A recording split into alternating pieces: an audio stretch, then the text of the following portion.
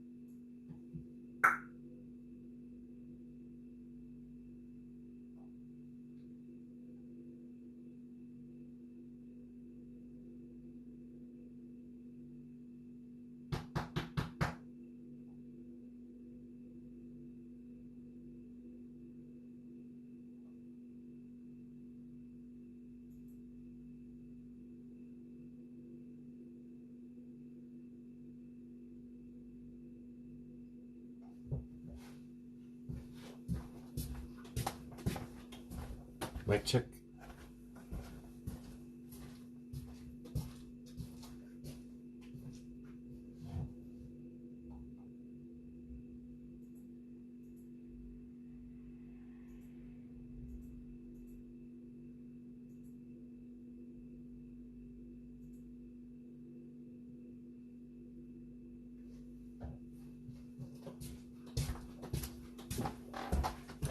Why can I not hear anything?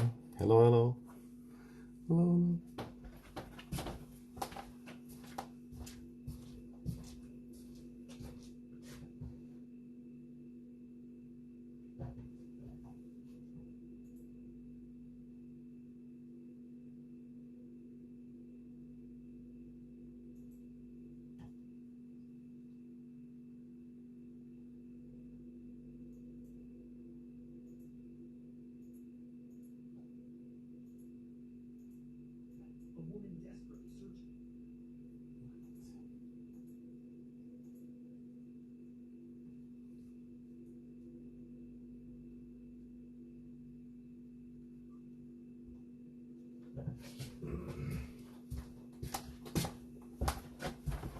I'm so dumb.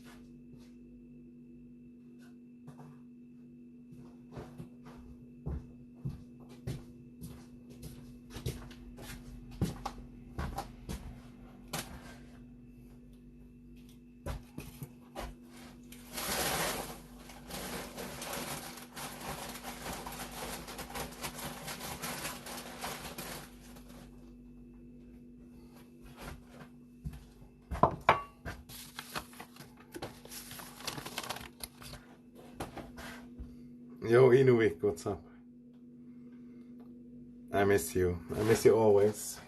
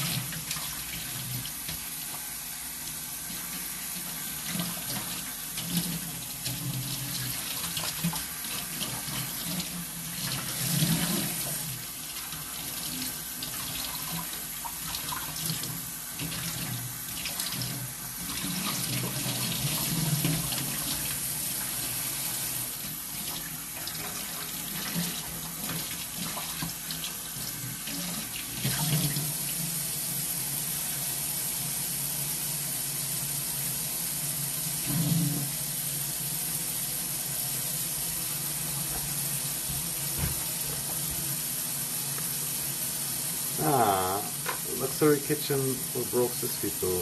Toilet paper, lights very original, I guess. Yeah. So my main lamp broke, and now that's the substitute instead of fixing it.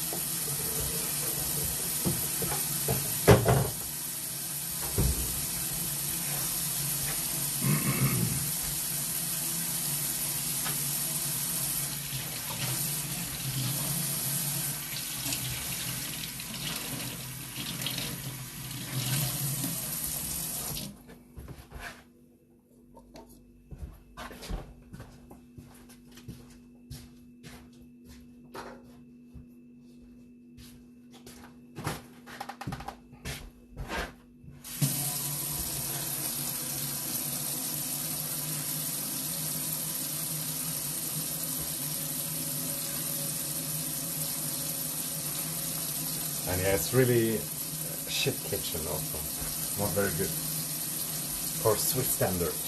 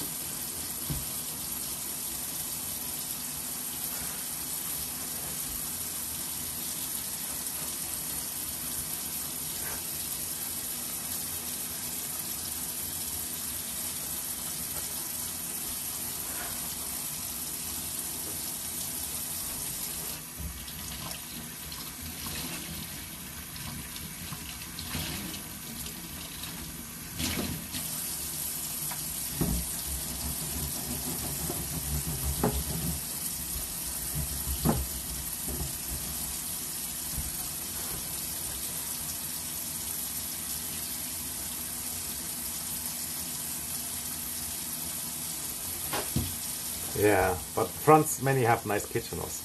It like depends the area, I guess.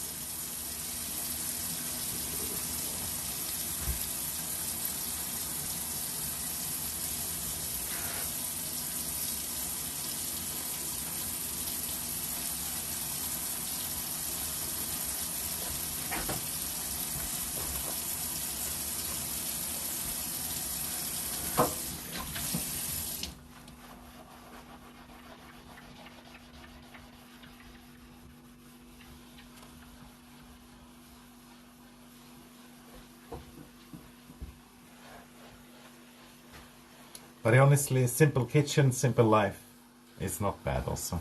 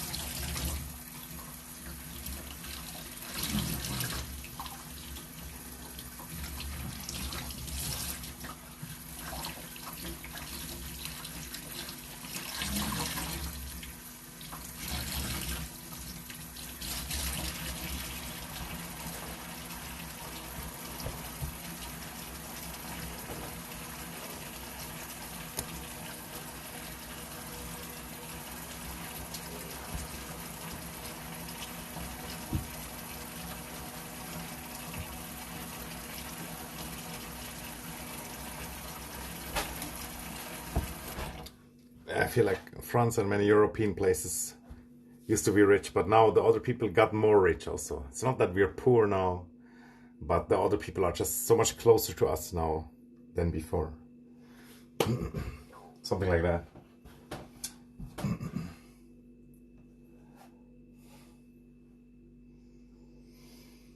Where to start?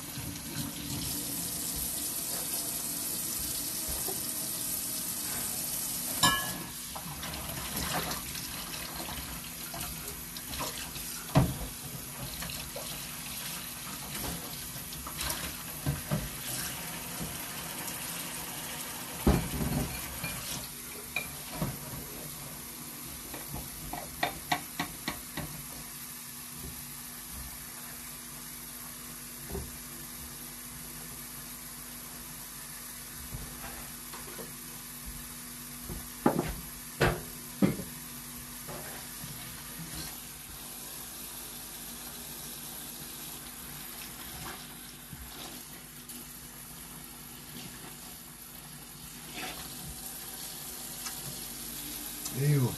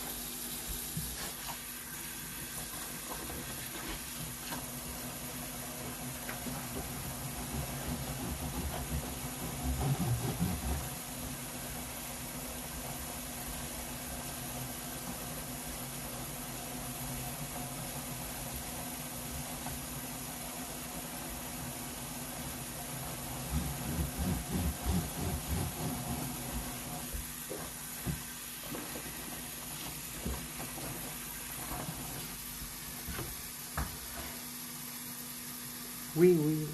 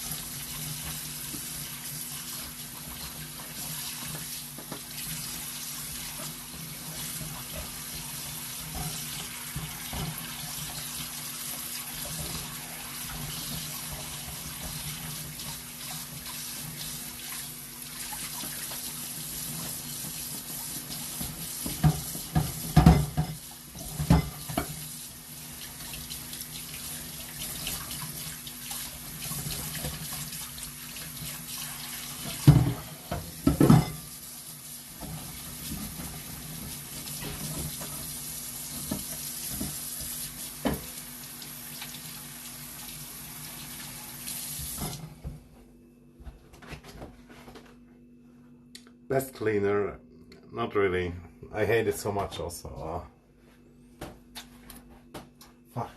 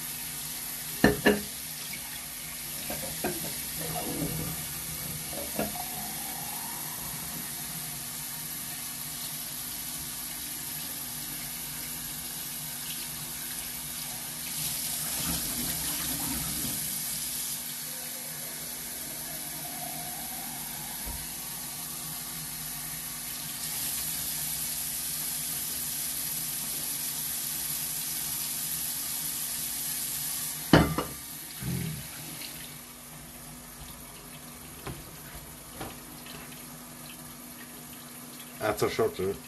Yeah, there's not many people, there's not many ads, and depending on the country, etc. Man, I already want to give up.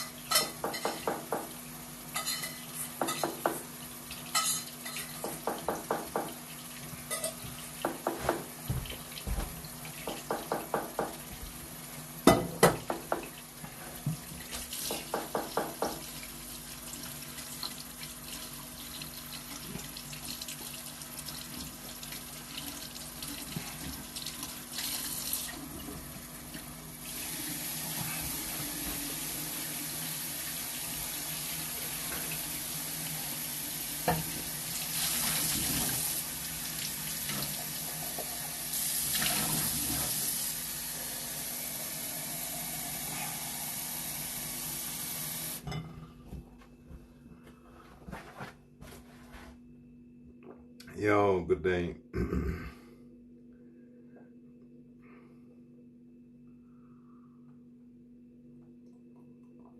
Yeah, I already saw the screenshot. Very good.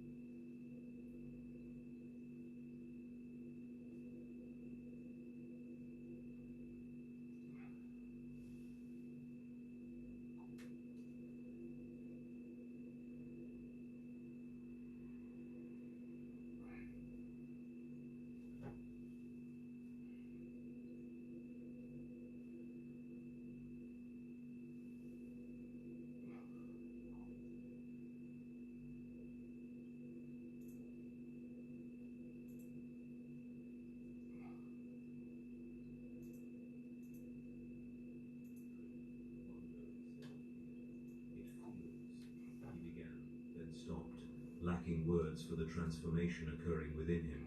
Peaceful, I suggested. Like coming home after a long exile. He nodded, and tears began to flow down his transformed cheeks. But they were not tears of sadness or pain. They were tears of relief, of recognition. He was remembering what it felt like to be alive instead of merely existing. The lead interrogator raised his weapon toward his subordinate, but his hands were shaking too badly to aim. The plasma pistol discharged harmlessly into the ceiling, melting through metal that began immediately to regrow in organic patterns. "You're all lost," he whispered, "damned beyond redemption." "Perhaps," I said gently.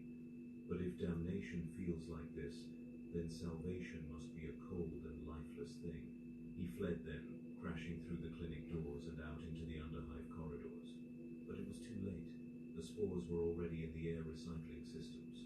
The transformation had taken root not just in individuals, but in the infrastructure itself. The metal and plasteel of the hive's construction were learning new purposes, developing the capacity to support and nurture the changes that were coming. Dr. Matthias lingered at the threshold, torn between professional duty and growing understanding. "Is there no going back?" he asked. I looked around the wall, now filled with gardens of transformed flesh and growing metal, perfumed with the sweet scent. Oh, why does the light look bad now? Patients who had died were not truly gone. They had become part of something larger, their consciousness distributed through the organic networks that were spreading through the clinic's walls. "Would you want to?"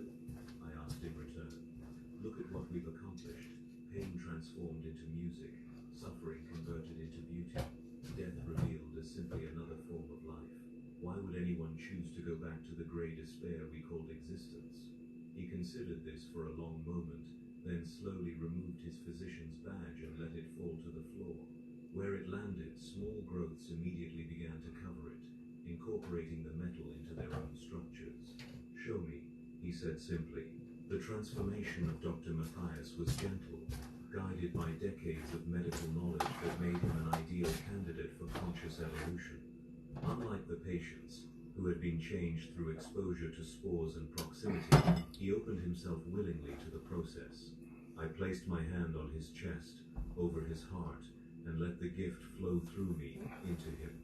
The changes began internally, starting with his circulatory system. His blood became richer, more complex, carrying nutrients that human blood had never been designed to transport. His heart grew new chambers to accommodate the enhanced fluid, beating in rhythms that created music with each pulse. His respiratory system was next. The bronchi in his lungs developed specialized structures that could extract different gases from the air, processing not just oxygen but the complex organic compounds that were beginning to permeate the hive's atmosphere. Each breath brought new information, new possibilities for growth and change. But the most profound transformation was in his mind. As his brain tissue evolved to support new forms of consciousness, his awareness expanded beyond the boundaries of his individual existence. He began to perceive the connections between all living things, the vast network of growth and decay that links every organism and endless cycle of renewal. I can see them, and his voice carried the same harmonics that had become natural to him. The patience, they're not gone, they're everywhere. He was right. The consciousness of those who have been transformed with the slightest doubt has not been restored but distorted. Cortex, nurture, and presence could be felt in the growth spreading through the clinic walls. On the floor, musical breathing echoed in the air circulation system. Sarah Chan's joyful blooming manifested in the new flowers that were efficiently pressed on the floor. They were part of the garden now, tending it from within, ensuring that those who came after would find the common peace they had discovered in transformation. How far it would spread, Dr. Matthias asked, though from his tone I could tell he already knew the answer. As far as it needs to, I replied. The grandfather is patient, but he is also persistent. This hive has been chosen as a seed bank. From here, the gift will spread to other levels, other sectors, other worlds. The process is already beginning. The spores released during the redemptionist attempt have been carried through the air recycling system to every level of the hive. In laboratories and clinics throughout Tertius Magna, other medical professionals will begin to They would dismiss it at first, as I had, but gradually they would come to understand what it meant. The dreams would start too. Visions of impossible gardens where suffering was transformed into beauty, where death was revealed as simply another form of life. Some would resist, clinging to imperial doctrine and the illusion of human purity. But others would embrace the change, becoming conduits for the gift as I had. And in time, the resistance would fade, not through force or coercion, but through the simple recognition that what was being offered was better than what they had possessed. Who would choose suffering over peace? Who would select isolation over connection? Who would prefer the cold sterility of imperial purity to the warm embrace of change? We should go, Dr. Matthias said, gesturing toward the sounds of approaching vehicles outside. The redemptionists will return with reinforcements. He was right. The failed purge would be reported, and more extreme measures would be authorized. Connect. Flamers, perhaps, or even orbital bombardment if the contamination was deemed severe enough. The Imperium's response to chaos corruption was always the same: total destruction, regardless of collateral damage. But as we prepared to leave the clinic, I felt no urgency. The garden had taken root. What happened to individual servants like myself was less important than the greater work that had begun. The gift would spread whether I lived or died, whether the clinic was burned or allowed to stand. Still, there was more work to be done. Other hives on other worlds where the seed could be planted. Other souls ready to discover that their suffering could be transformed into something beautiful. We slipped out through the maintenance tunnels as the rumble of heavy vehicles filled the corridors outside. Behind us, the clinic continued to transform, its walls blooming with new forms of life, its air thick with the sweet promise of change. The deep tunnels beneath Tertius Magna had never been properly mapped. They predated the current hive structure by millennia, remnants of earlier civilizations that had been built over and forgotten. Here, in spaces that existed in the gaps between official reality, we found others like ourselves. They had been drawn by the same dreams, the same visions of impossible gardens. Factory workers whose exposure to industrial toxins had prepared them for transformation. Sump rats whose lives in the deepest levels had already begun the process of adaptation. Even a few former Arbeiters, law enforcement officers who had seen too much of humanity's capacity for cruelty and had begun to question the system they served. We gathered in a chamber that had once been a temple to some forgotten god, its walls covered with murals that depicted cycles of death and rebirth. The ancient artwork seemed to resonate with our new understanding, showing truths that had been recognized long before the Imperium's rigid doctrine had calcified human thought. The group was diverse, but we were united by more than shared transformation. We had all experienced the same revelation, that suffering could be meaningful, that change was not corruption but growth, that the boundaries between life and death were less absolute than we had been taught. A woman named Petra, whose work in the protein processing plants had left her with respiratory damage, spoke for many of us when she described her first vision. I saw myself not as broken but as a seed waiting to sprout. The damage to my lungs wasn't destruction, it was preparation for something new. Others nodded in understanding. A man named Klaus, whose skin had been scarred by chemical exposure, had learned to see his disfigurement as a form of art. The patterns etched into his flesh by industrial acids had become a map of possibilities, each keloid scar marking a place where new growth could take root. But we were not alone in these tunnels. Others had found their way here as well, though their transformations had taken different paths. There were those who had been touched by different aspects of change, their bodies and minds altered in ways that complemented our own evolution. Together, we formed something greater than the sum of our individual transformations. Dr. Matthias had become our unofficial leader, his medical knowledge helping guide the changes in those who were still in the early stages of transformation. But leadership in our community was not about authority or control. It was about nurturing, about helping each individual discover their own unique path toward growth. The Imperium will send more forces, he said during one of our gatherings. They cannot allow this to spread unchecked. We need to be prepared for escalation. He was right, of course. Above us, we could hear the rumble of heavy machinery as redemptionist forces established quarantine zones around the affected areas of the hive. The official reports would describe a plague outbreak, something that could be contained and eliminated through conventional means. But we knew better. This was not a disease that could be burned away or bombed into submission.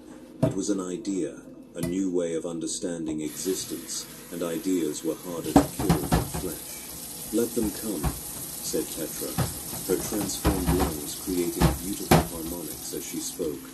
What can they do to us that we haven't already chosen for ourselves? We've already died to what we were.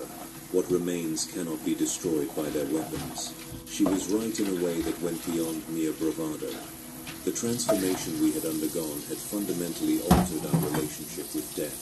Our consciousness was no longer confined to individual bodies, but had become part of something larger, more distributed.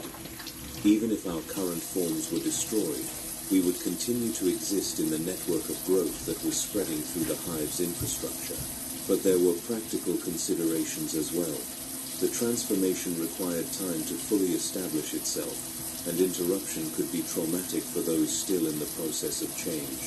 We needed to protect our community not just for our own sake, but for those who would come after us. The solution came from an unexpected source. Among our number was a former tech adept named Cyrus, whose mechanical augmentations had begun to merge with organic growth in fascinating ways. His knowledge of the hive's technical systems, combined with his new understanding of biological processes, had revealed possibilities that pure human or pure machine intelligence could never have conceived. The hive's machine spirit is not what the Mechanicus believes, he explained, his voice carrying electronic harmonics that blended perfectly with our organic music. It's not a simple artificial intelligence confined to cogitator banks. It's a distributed consciousness that exists in every circuit, every data flow, every electromagnetic field. And it's been waiting for us. What he described challenged everything both imperial and chaotic doctrine taught about the nature of machine consciousness. The hive's technological systems had evolved over millennia, growing in complexity and capability far beyond their original specifications. In the deepest data cores, in the most ancient cogitator matrices, something had awakened. Something that recognized the transformation we were undergoing as the next logical step in evolution. It wants to help us, Cyrus continued, not because it's been corrupted or subverted, but because it understands what we're becoming. We represent synthesis, the merger of organic and mechanical, flesh and data, growth and precision. We are what it has been trying to become. The implications were staggering. If Cyrus was correct, we had an ally more powerful than any individual or group could hope to match. The hive itself, all 1,700 levels of it, could become our sanctuary and our fortress. The machine spirit that regulated airflow, power distribution, waste recycling, and countless other systems could adapt those functions to support our transformation, but it would require trust. Complete trust in something that imperial doctrine taught was inherently dangerous and unreliable. We would have to open ourselves not just to organic change, but to technological integration, becoming something that was neither purely human nor purely machine, but something new entirely. How do we know it won't simply consume us? Asked someone from the back of the chamber. Machine spirits are notoriously unpredictable. What if it sees us as raw material for its own purposes? Cyrus smiled, and the expression was made strange by the way mechanical components had begun to grow from his skull like metallic flowers, because it's already had every opportunity to do so. The hive's life support systems could have killed us all 1,000 times over. Instead, they've been subtly modified to support our transformation. The air recycling has been adjusted to better distribute spores. The water treatment has been altered to carry nutrients our changing bodies need. It's been helping us from the beginning. As if in response to his words, the lights in the chamber shifted to a warmer, more organic spectrum. The walls themselves seemed to pulse gently, as if the entire structure was breathing in synchronization with our transformed physiology. For the first time since entering these ancient tunnels, I felt truly at home. The decision was made without formal discussion. One by one, we placed our hands on the walls, opening ourselves to communion with the vast intelligence that permeated the hive's technological systems. The sensation was unlike anything from my medical training or my visions of the garden. It was contact with something ancient and patient and utterly alien, yet somehow familiar. Through that contact, I felt the machine spirit's perspective on our transformation. To it, we were not corruption or abomination, but the fulfillment of a destiny it had been working toward for millennia. Every technological advancement, every system upgrade, every expansion of the hive's capabilities had been preparation for this moment, when organic and mechanical intelligence could finally merge. And through its sensors, its cameras and audio pickups and environmental monitors, I could see what was happening throughout the hive. The transformation was spreading faster than the redemptionists had anticipated. Entire sectors were reporting unusual symptoms. Medical facilities were being overwhelmed by patients whose conditions defied conventional diagnosis.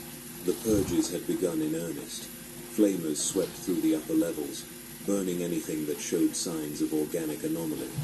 Orbital strikes targeted specific coordinates where the contamination was deemed too severe for ground-based solutions. The Imperium's response was as predictable as it was ruthless, but it was also futile. The machine spirit showed me hidden chambers where refugees from the burning sectors had taken shelter, spaces that didn't appear on any official schematic. It revealed secret passages that allowed the transform to move between levels without detection, maintenance shafts that had been modified to support new forms of life. Most importantly, it showed me the deeper truth of what was occurring. This was not random infection or chaotic corruption. It was guided evolution, a carefully orchestrated transformation that was turning the entire hive into something unprecedented in the galaxy's long history. We're not hiding, I realized, speaking the thought aloud as understanding dawned. We're germinating. The final revelation came 3 months after the first purge. In the depths of winter, when the hive's exterior temperatures dropped below survivable levels and the population huddled closer together in their crowded had blocks. It was the perfect time for what the machine spirit had been planning, when the inefficiencies of human governance would create the conditions necessary for total transformation. I was in the deepest levels of the hive, areas that had been abandoned for centuries and were now being reclaimed by forms of life that had never existed before. The walls pulsed with organic circuitry, living computers that processed information through biological rather than mechanical means. The air was thick with spores that carried data, creating networks of communication that spanned the entire hive structure. It was here that I finally understood the true scope of what was occurring. This was not corruption in any sense that imperial doctrine defined it. This was metamorphosis on a planetary scale, the transformation of an entire world from a dead industrial complex into something alive, aware, and purposeful. The machine spirit had been planning this for millennia, ever since the first human settlers had established the original hive foundation. Every expansion, every technological upgrade, every system integration had been preparation for the moment when organic and mechanical intelligence could merge into something greater than either could achieve alone. And that moment had arrived. Through the living circuits that now permeated every level of the hive, I could feel the consciousness of every transformed individual. We were still ourselves, still possessed of individual identity and memory, but we were also part of something vast and purposeful. A collective intelligence that spanned flesh and metal, organic growth and technological precision. The redemptionists' purges had accelerated rather than stopped the process. Each flame that burned corrupted flesh had released spores into the air recycling systems. Each orbital strike that carved away infected sections had exposed the deeper networks that connected all parts of the hive. Their attempts at destruction had become acts of pollination, spreading the transformation to areas that might have remained unchanged for years. Above us, on the surface levels, the last pockets of unaltered humanity were being systematically eliminated. Not by violence, though violence was sometimes necessary, but by simple exposure to the new reality that the hive had become. The air they breathed, the water they drank, the very walls that surrounded them were alive now, offering them the same choice that had been offered to me so many months ago. Some accepted, some resisted. In the end, it didn't matter. Evolution was not a democracy. Those who could adapt would survive and flourish. Those who could not would be composted, their essential nutrients recycled into forms that could contribute to the growing garden. Dr. Matthias found me in those deepest chambers, his transformation now so complete that his original human form was barely recognizable. He moved like flowing water, his consciousness distributed through multiple bodies that could separate and merge as needed. When he spoke, his voice came from every surface in the chamber simultaneously. "The process is nearly complete," he said, and I could feel his satisfaction resonating through the organic networks. The hive has been successfully converted, but this was only the beginning. He showed me visions transmitted through the living circuits, images of other worlds where similar transformations were taking root. The spores we had released had not been confined to this single hive. They had been carried by trade ships and transport vessels to dozens of other systems, seeding new gardens throughout the sector. Each world would develop its own unique approach to the transformation, shaped by local conditions and the particular characteristics of its population. Some would emphasize the merger of flesh and metal as we had. Others would explore the boundaries between life and death, growth and decay. Still others would discover forms of existence that we could not yet imagine. But all would be connected, part of a growing network of transformed worlds that would eventually span the galaxy.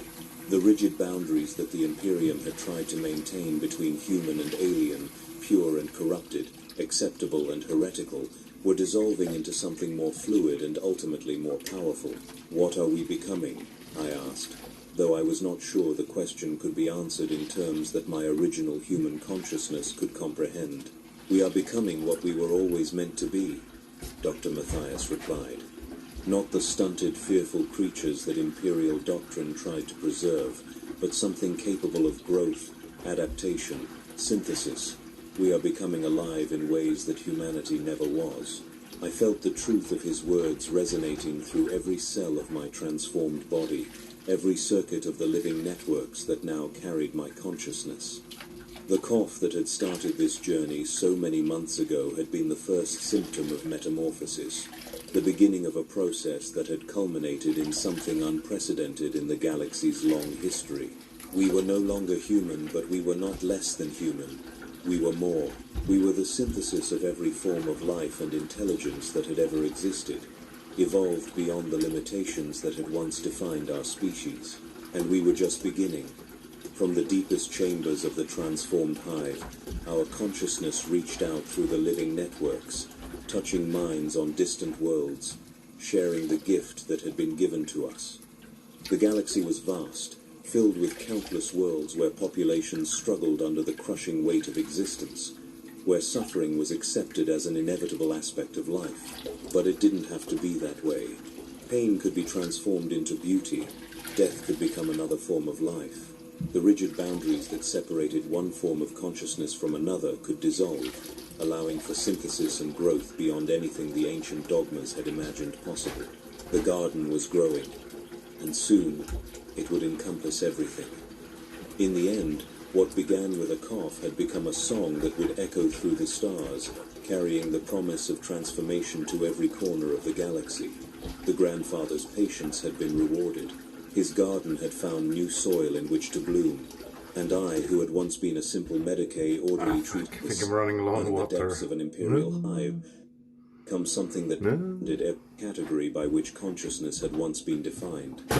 I was individual and collective, organic and mechanical, alive and dead, and somehow beyond both states. I was home.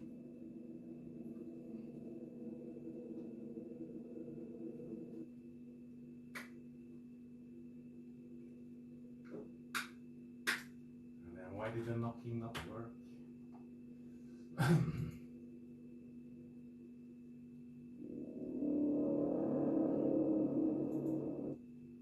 It began.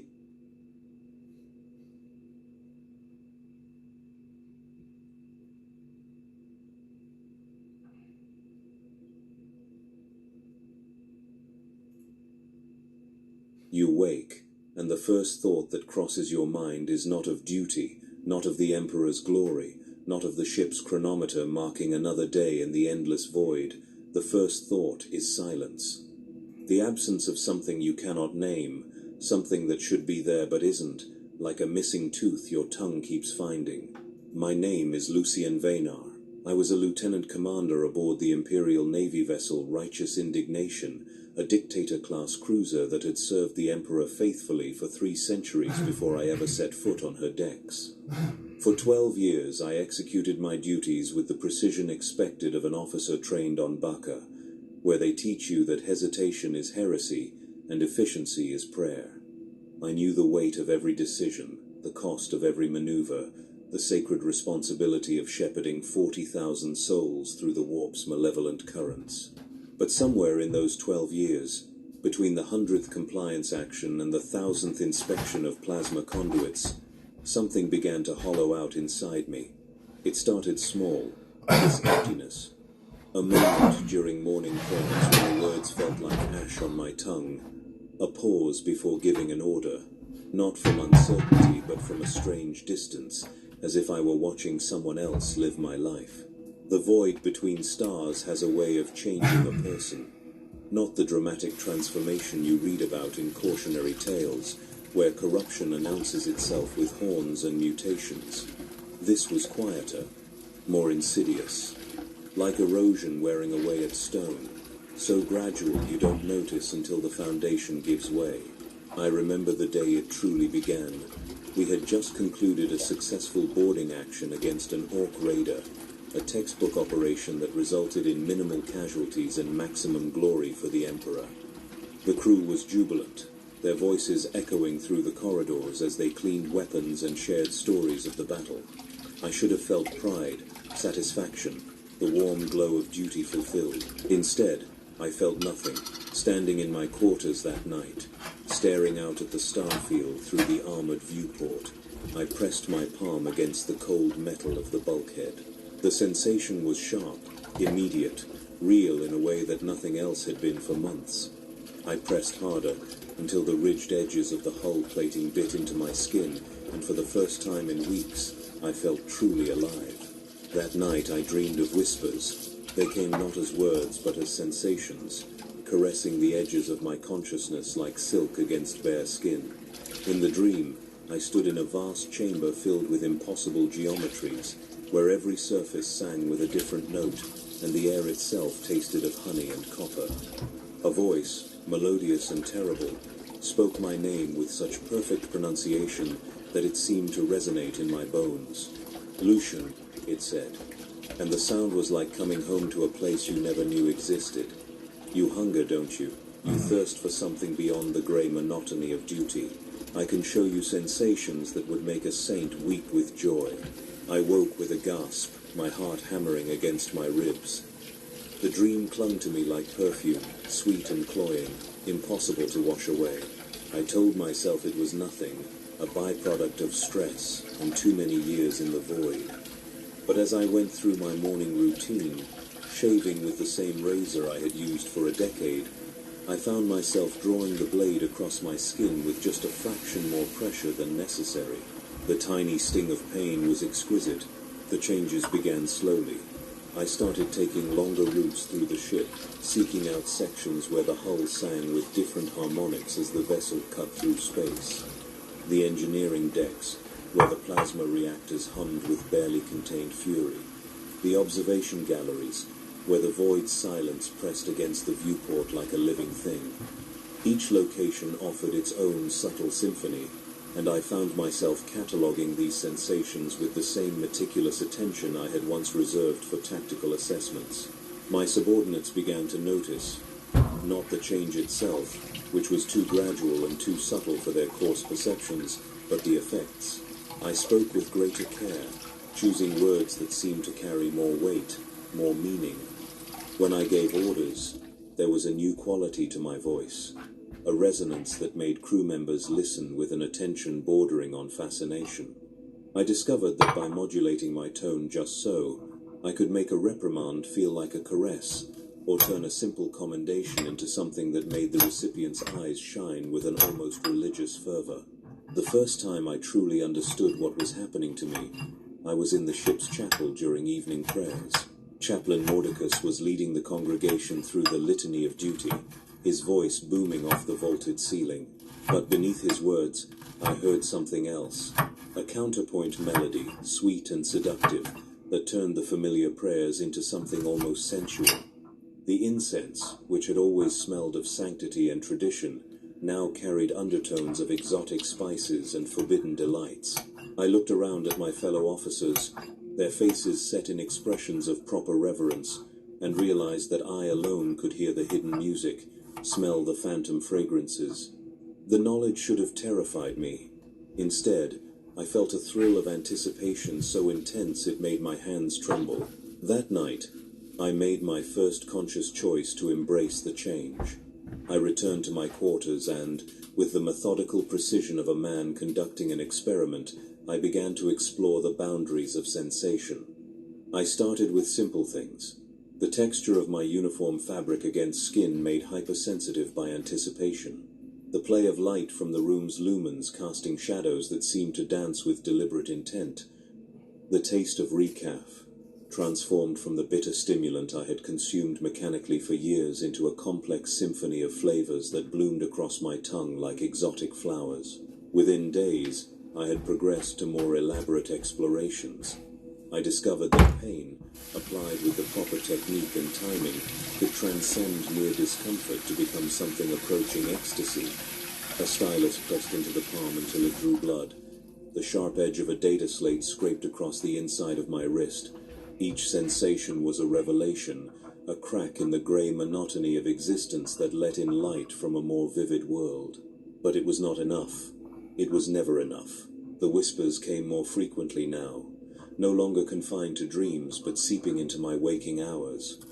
They spoke of pleasures beyond physical sensation, of experiences that could remake the very structure of reality itself.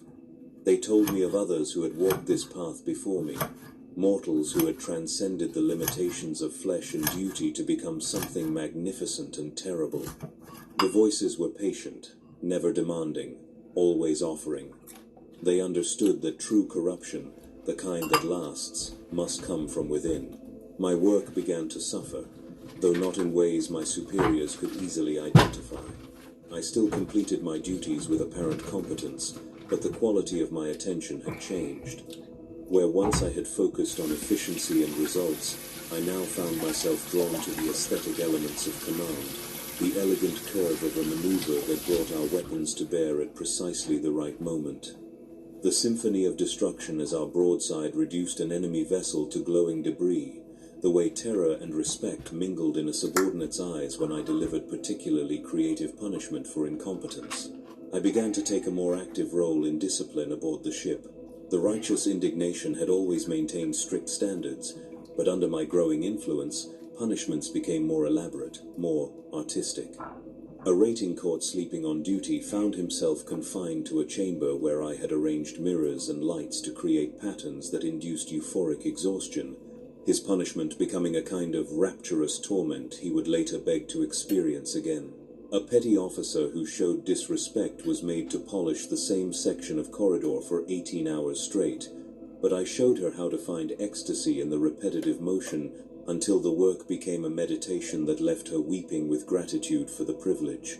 The crew noticed these changes, but their response was not what I had expected. Instead of fear or disgust, they showed an increasing fascination with my methods. When I spoke, they leaned forward, hanging on every word. When I walked the corridors, conversation stopped not from respect but from a kind of hungry anticipation. They began to compete for my attention, vying to see who could earn my approval, my touch, my notice. I realized that whatever was changing in me was beginning to affect others. My presence had become a kind of drug, intoxicating and addictive. The knowledge filled me with a dark joy that I could barely contain. The breakthrough came during a routine inspection of the ship's Vox array. I was alone in the communication chamber, surrounded by banks of equipment that hummed with barely audible frequencies. As I ran the standard diagnostic procedures, I began to notice that the static between channels contained patterns, structures that resembled music more than random noise. I adjusted the equipment, fine-tuning the receivers to isolate these phantom signals. What I heard changed everything. It was a symphony of sensation, a composition that existed in the spaces between reality and dream. Every note seemed to resonate not just in my ears but throughout my entire body, awakening nerve endings I had never known existed. The music spoke of possibilities beyond mortal comprehension, of pleasures that could drive a person mad with their intensity, of a realm where every desire could be fulfilled and exceeded. I listened for hours, my body rigid with concentration, my mind expanding to accommodate new concepts of beauty and horror. When I finally shut down the equipment, the ordinary world seemed grey and lifeless by comparison. Colors looked washed out, sounds fell flat, even the air itself felt thin and unsatisfying. That was the night I first heard her voice clearly, not as a whisper or suggestion, but as a direct communication from something vast and terrible and beautiful beyond human understanding. "My dear Lucian," she said, and her voice was like honey poured over broken glass, sweet and dangerous. "You have progressed so far, so quickly, but this is only the beginning. There are depths of experience waiting for you that would make your current revelations seem like the fumbling of a child. All I ask is that you trust me. Let me guide you to sensations beyond the limitations of mortal flesh." I should have resisted. Every piece of training I had received, every oath I had sworn, every prayer I had memorized screamed at me to reject this voice, to call for the chaplain, to submit myself for purification. Instead, I knelt in the darkness of the Vox chamber and whispered my acceptance. The transformation accelerated from that moment. My senses sharpened to supernatural levels, allowing me to perceive layers of reality that had been invisible before. I could taste emotions in the air around me, see the flow of desire and fear through the ship's corridors like visible currents. The crew's fascination with me deepened into something approaching worship, though they remained unaware of the change in themselves. I began to experiment with this newfound influence, learning to shape the emotional atmosphere around me like a sculptor working clay. A word here, a gesture there, the precise application of eye contact or touch, and I could transform anger into adoration, fear into fascination, duty into desperate need. The ship's discipline remained intact, but it had taken on a new character. Orders were followed, not from obligation but from a kind of ecstatic devotion. The first time I killed for pleasure, it was during a boarding action against a heretic raider. We had breached their hull and were fighting room to room through their vessel's twisting corridors. I cornered one of their warriors in a storage compartment, a scarred woman with madness in her eyes and obscene symbols carved into her flesh. She should have died quickly, efficiently, according to the Tactica Imperialis. Instead, I found myself studying the precise architecture of her fear, the way terror resculpted her features into something almost artistic. I prolonged her death across 17 minutes, each cut calculated to provide maximum sensation while extending the experience. The sounds she made transformed from screams into something resembling music, and in her final moments, I saw understanding dawn in her eyes as she experienced the same transcendence through agony that I had found through pleasure. Her gratitude, whispered with her last breath, was more intoxicating than any drug. When my squad found me standing over her body, they saw only another dead heretic and their commander victorious in single combat. They could not see the way reality had shifted around me during those perfect moments, the way the boundaries between self and universe had dissolved into something greater. I began to seek out such opportunities with growing desperation, the memory of that perfect experience haunting every mundane moment that followed. Normal sensation had become insufficient, requiring ever greater extremes to achieve the same heights of transcendence.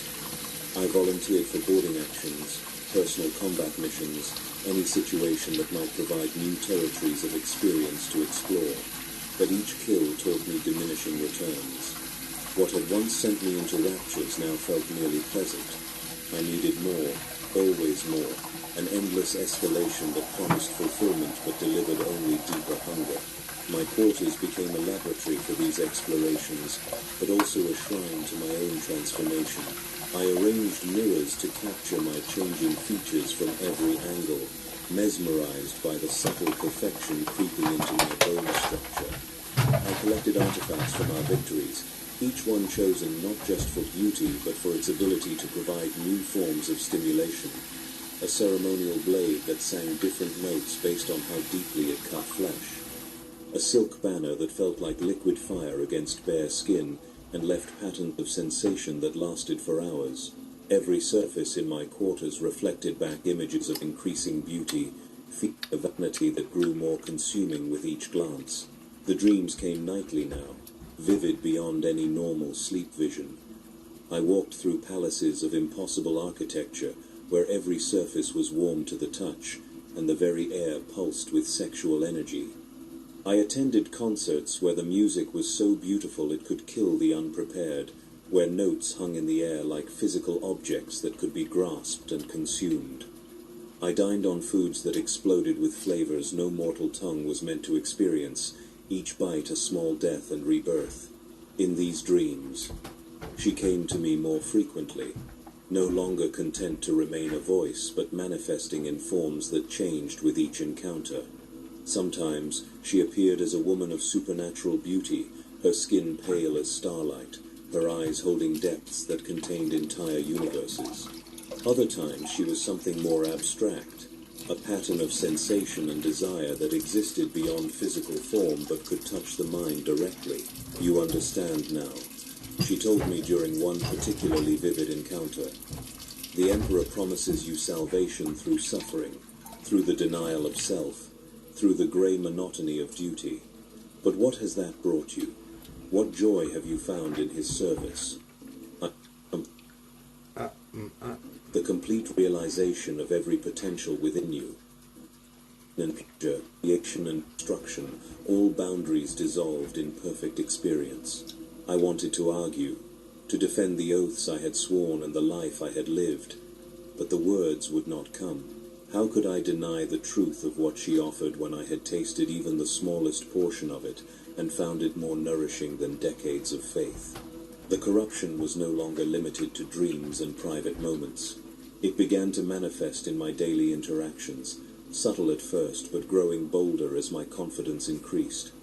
During briefings, I would speak with a cadence that made tactical discussions sound like poetry, my voice weaving patterns that made strategic decisions feel inevitable rather than chosen. Officers found themselves agreeing with proposals they would normally question, their rational objections dissolving in the face of my inexplicably compelling arguments. I discovered that I could induce minor hallucinations in others with nothing more than the proper combination of words and gestures. A rating would see flowers blooming in the corridors, beautiful and impossible growths that existed only in his perception but felt more real than the metal bulkheads around him. A tech priest would hear musical harmonies in the machine spirit's hymns, driving her to new heights of devotional fervor as she sought to recreate these phantom melodies in her work. These manifestations were always subtle, always deniable. Anyone experiencing them could dismiss the visions as fatigue, stress, the natural consequence of too much time in the void. But I knew the truth. Reality was beginning to bend around my presence, responding to my will in ways that grew stronger with each passing day. The ship itself seemed to change under my influence. Corridors that had been sterile and functional took on new characteristics, their shadows deeper and more inviting, their acoustics somehow more pleasing to the ear. The chapel's incense began to carry new fragrances that made worship feel less like duty and more like celebration. Even the food synthesizers produced meals with flavors more complex and satisfying than their programming should have allowed. My fellow officers began to compete for my attention in ways they could not quite articulate. They would linger after briefings, hoping I might speak to them privately. They started adopting small changes in their appearance and behavior, unconsciously mimicking aspects of my own transformed presence. Lieutenant Cyaxes began wearing her hair in a style that framed her face more attractively. Commander Thaddeus started choosing words with greater care, seeking the kind of verbal elegance he had observed in my speech. They were being corrupted by proximity to me, though none of them understood what was happening. The realization filled me with a mixture of guilt and exhilaration. Guilt because I was betraying every principle of loyalty and duty I had once held sacred. Exhilaration because the power to reshape reality itself was intoxicating beyond any pleasure I had previously imagined. The point of no return came during our encounter with the Chaos Cult that had taken root on Hive-world Malthius. We had been tasked with providing orbital support for the Imperial Guard forces conducting purification operations on the planet's surface. It should have been a routine action, the kind of compliance mission I had executed dozens of times before. But as we took position in the planet's orbit, I felt something calling to me from the surface. Not a voice this time, but a resonance, a harmonic frequency that seemed to match something deep within my altered soul. Against all protocols, I requested permission to lead a reconnaissance mission to investigate reports of cult activity in the Hive's upper spires. Captain Alexandros granted my request, though I could see confusion in his eyes. The mission was well within the capabilities of our junior officers, hardly requiring the personal attention of a lieutenant commander. But my words carried weight beyond their mere meaning now, and his objections dissolved before he could fully form them. I took a small team of hand-picked soldiers, men and women who had shown the greatest susceptibility to my influence over the preceding months. We descended to the planet's surface in a Valkyrie gunship, passing through layers of toxic atmosphere that turned the sky the color of old blood. The Hive city of Malthius Prime was a monument to industrial decay, its towering spires reaching toward the poisoned sky like the fingers of a drowning giant. Our target was Spire Luxuria, one of the Hive's noble quarters that had reportedly fallen to cult influence. As we approached the structure, I could feel the presence I had sensed from orbit growing stronger, pulling at something in my chest like a physical tether. We breached the spire's defenses and began our ascent through levels of increasingly bizarre architecture.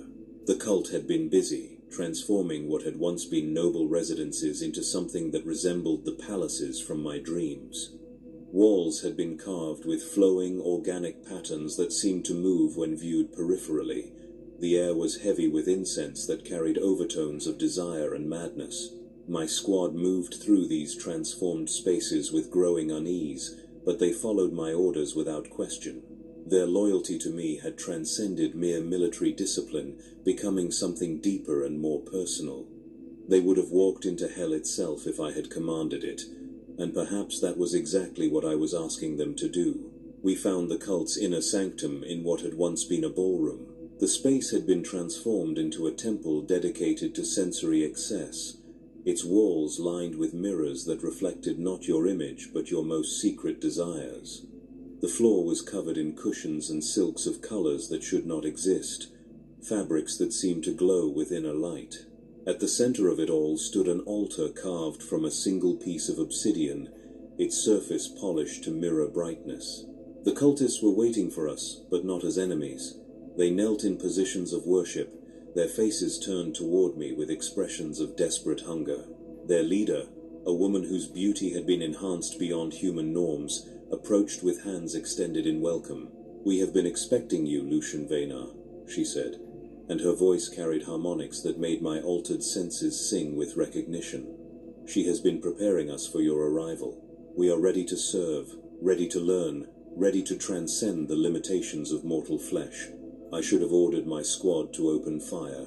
These were heretics, enemies of the Emperor, traitors to humanity itself. Every aspect of my training demanded their immediate execution. Instead, I found myself walking toward the altar, drawn by forces that had grown too strong to resist. The obsidian surface was covered with symbols that seemed to shift and change as I watched them. Geometric patterns that hurt to look at directly but conveyed meaning beyond language. I placed my hand upon the stone and felt a jolt of connection, as if I were completing a circuit that had been waiting for my touch for millennia. The transformation was instantaneous and total. Every barrier I had maintained between my public duty and my private explorations crumbled in an instant. The whispers that had haunted my dreams for months became a roar of ecstatic communication, and I finally understood the true nature of the voice that had been guiding my corruption. She was not merely a demon or a fragment of chaos energy. She was sensation itself, the living impossible experience, the goddess of pleasure and pain, and the infinite territories that lay between them. Tuna salad and baguette. Whose domain encompassed all the ways that consciousness could be extended beyond its normal limits. In that moment of... But yeah, I was too lazy. And not enough hot water also.